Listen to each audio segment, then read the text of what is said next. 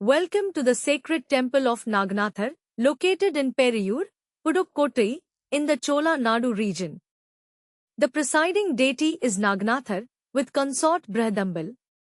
The sacred water body here is Punya Pushkarini, Ponmukhi. This temple is classified as a Vappu Sthalam. There are sthalams like Tirungeswaram, Sirkaji Nageswamudaya, Kalhasti, Sembangudi, etc., where those who wish to be rid of Rahu Dosham and Ketu Dosham worship. But this temple is a single place that can overcome both types of Dosham, in addition to Sarpa Naga Dosham.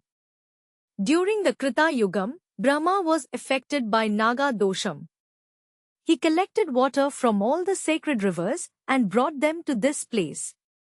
He then created a tank with the combined waters of the sacred rivers, and after bathing in the tank, worshipped Shiva here as Naganathar to be rid of the curse.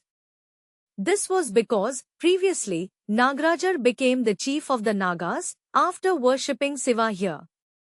At another time, Suryan lost his effulgence because of the curse of a serpent. This may be related to the Puranam about Suryan and Chandran being cursed to lose their luster for having pointed out the Asur in the group of Devas during the churning of the ocean. He is said to have come here and worshipped Shiva, after which he regained his lost glory and brightness. When Indra was cursed by sage Gautama for having lusted after the latter's wife Ahalya, he worshipped Shiva here to be rid of his curse. The temple tank that Brahma created is regarded as so divine that it is believed that even if one thinks of, hears of, or sees it, let alone bathe in it, they will be blessed by Shiva himself. There are two rivers named Velar in Tamil Nadu.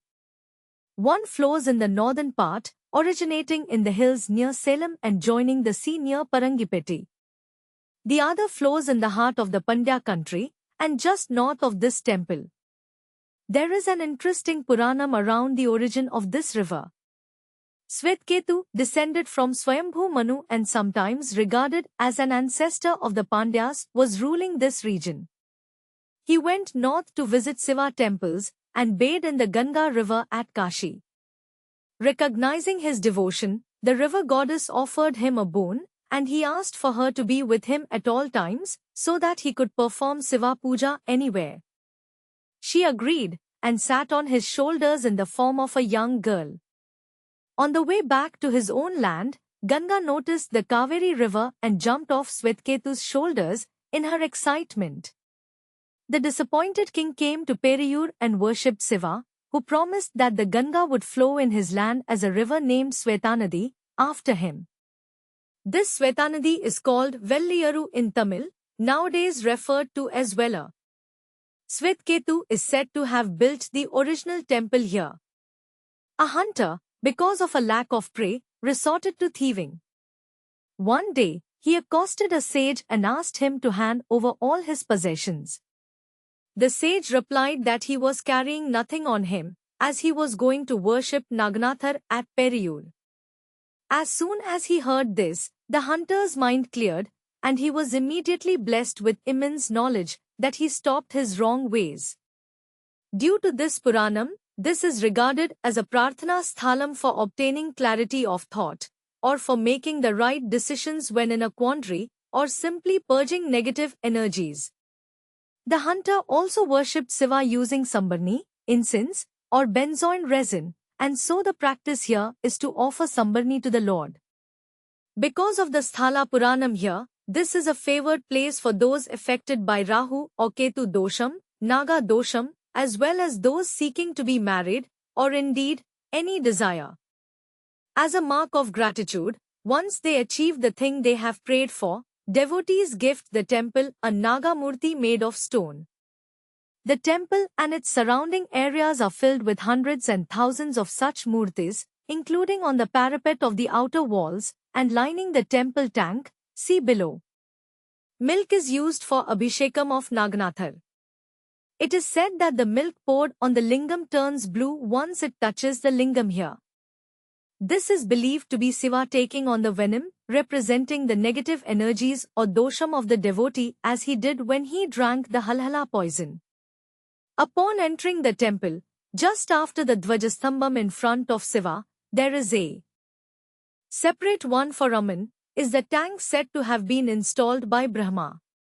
Of course, it is filled with rain water these days. The unusual phenomenon here is that at the time of Meena Lagnam, towards the end of the Tamil month of Panguni, March to April, or the beginning of Chithirai, April to March, the sound of percussion and string instruments can be heard, which cannot be heard on any other days. These are believed to be the sounds of celestial instruments from Kailasam, and there is a separate Puranam behind this. Shailendran, a king who had received Siva Diksha, performed Siva Puja every day. Once, during his worship, he saw a Naga, snake, girl and was enamored of her. Distracted, he offered Siva a flower which had been sucked upon by a bee, making it impure. Knowing the purity of his heart, Siva asked him to go to Naglokam and be with the Naga girl, and that he would call Shailendran back at the appropriate time. Shailendran agreed and went to Naglokam, where he continued his Siva Puja. For this purpose, he would ask 7 Naga girls to fetch flowers from the Shenbagam forest near this temple, which they would access through an opening, Piladvaram, in the temple tank. This went on for many years. Then one day, when the Naga girls came for the flowers, Siva asked them to fetch Shailendran. They asked for someone to accompany them, and Nandi was sent. Shailendran came back to Bhulokam and Siva, pleased with his devotee, offered a boon.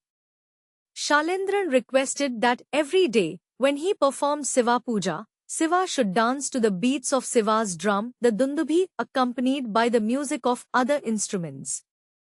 This was duly granted, and it is believed that this happened at the time of Meena Lagnam in the Tamil month of Panguni. On that particular day, Siva is believed to go down to Naglokam and perform his dance for Shailendran, to the accompanying music, whose sounds can be heard from the temple tank.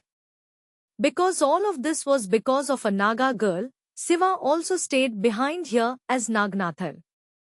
Among the various ancient names of this place are Periyampathi, Peremnagar, Perichuram, Bhugiri, Bhuchandgiri, and Shenbagranam. Based on the Sthala Puranam of this temple, this place is said to be extremely ancient.